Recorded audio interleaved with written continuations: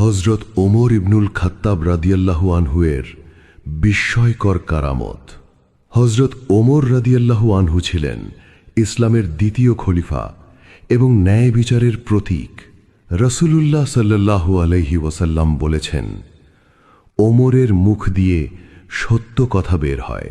একদিন তিনি জুমার খুতবা দিচ্ছিলেন।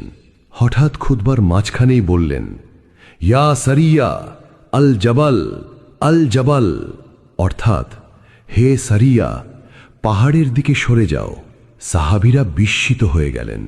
কয়েকদিন পর যুদ্ধক্ষেত্র থেকে সারিয়া রাদিয়াল্লাহু আনহু বললেন, আপনার কণ্ঠ শুনে আমরা পাহাড়ের দিকে এগিয়েছি, সেই কারণে শত্রুর হাত থেকে বেঁচে গিয়েছি এবং বিজয় লাভ করেছি।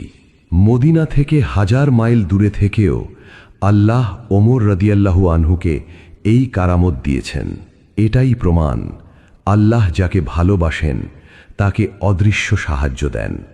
সুবহানাল্লাহ। ভিডিওটি ভালো লাগলে, আল্লাহর ভালোবাসা অনুভব করলে চ্যানেলটি সাবস্ক্রাইব করুন ও লাইক দিন। আমাদের সাথে থাকুন।